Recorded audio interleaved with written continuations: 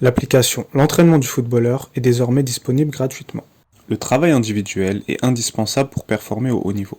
Chaque joueur a besoin de se perfectionner autant sur ses points faibles que sur ses points forts. La vidéo du jour a pour but de montrer comment on peut organiser ses séances individuelles de manière simple et efficace lorsqu'on s'entraîne sur terrain.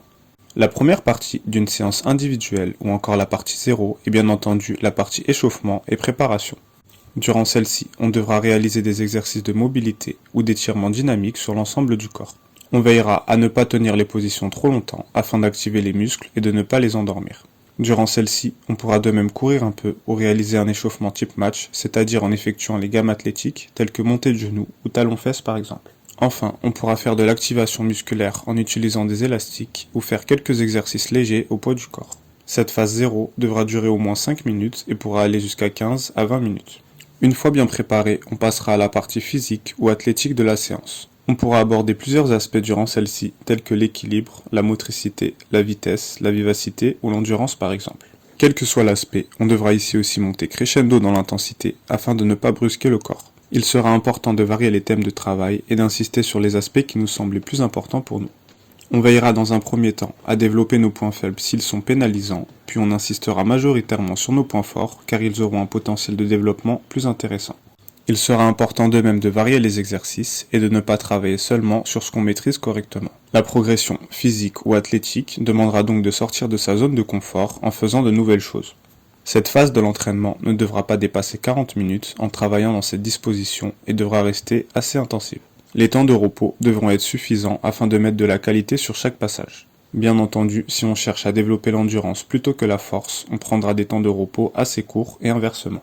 Le volume global devra rester raisonnable et on devra écouter son corps, non seulement pour s'éloigner des blessures, mais aussi pour maximiser ses performances. Un volume de sprint trop élevé par exemple ne conduira pas à une progression, mais une stagnation ou une régression. On devra de même aller progressivement dans nos exercices semaine après semaine afin de laisser au corps le temps de s'adapter. D'où l'utilité d'un programme déjà élaboré et structuré. Après avoir effectué le travail physique, on passera au travail technique qui reste la base du football. Il sera important, durant celui-ci, de perfectionner ses gammes telles que le contrôle passe, la conduite de balle ou la jonglerie par exemple. On pourra soit se concentrer sur un thème en particulier, soit travailler de manière générale. Parmi les thèmes particuliers qu'on pourra aborder, il y aura par exemple le pied faible, les contrôles ou les dribbles. Lorsqu'on travaillera de manière générale, on intégrera différents exercices englobant ces différents thèmes, soit en intégrant des exercices composés, soit en réalisant un exercice par thème. Pour la technique, on pourra mettre un peu plus de volume que pour le physique, car elle sera moins traumatisante pour le corps. La technique peut en effet être travaillée tous les jours, tandis que le physique nécessite un peu plus de récupération. On pourra aussi y consacrer 30 à 40 minutes sur ce genre de séance, mais de même la travailler à part, que ce soit en extérieur ou à la maison. Les exercices techniques devront varier afin d'avoir la palette la plus large possible. Par exemple, pour la conduite de balle, on veillera à utiliser l'extérieur, l'intérieur ainsi que la semelle. De même, pour les contrôles, on pourra varier les surfaces du pied ainsi que le fait de travailler au sol ou en l'air. Pareil pour les dribbles, on pourra varier et ne pas faire toujours les mêmes. Le fait de travailler de manière élargie nous permettra d'être plus confiant en match et donc meilleur techniquement. Si je suis à l'aise avec une multitude d'exercices, je serai apte à maîtriser les fondamentaux.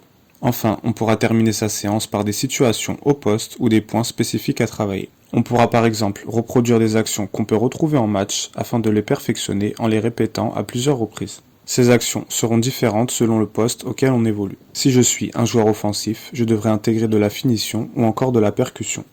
Si je suis plus défensif, je pourrais insister sur mon jeu de tête ou mon jeu long par exemple. De la même manière, si je suis milieu de terrain, je devrais beaucoup travailler sur ma prise d'information. Si on s'entraîne avec un coéquipier, on pourra travailler sur les duels ou encore des centres. Cette partie de l'entraînement sera en complément des deux premières.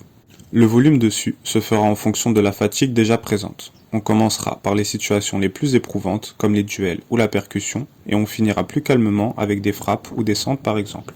Durant celle-ci, on pourra de même insister sur nos lacunes. Si par exemple j'ai beaucoup de mal avec la jonglerie, je pourrais y accorder 20 minutes supplémentaires en fin de séance, de même pour le jeu de tête et ainsi de suite. On a donc vu à travers cette vidéo une façon simple d'organiser ces séances individuelles. Commencer par préparer le corps à l'effort, puis effectuer un travail physique, puis technique, et enfin finir par des situations plus spécifiques. Cette méthode ne sera pas la seule, mais pourra servir de base et de repère. À présent, si tu souhaites des programmes détaillés qui t'aideront à atteindre tes objectifs, je t'invite à cliquer sur le premier lien qui se trouve dans la description. C'est tout pour cette vidéo que je t'invite à liker, commenter et partager. Abonne-toi et active les notifications pour ne rien rater des suivantes. Et d'ici là, je te dis à très vite pour d'autres contenus sur l'entraînement.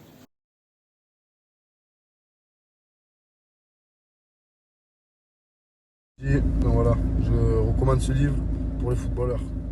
Karim Tarwat.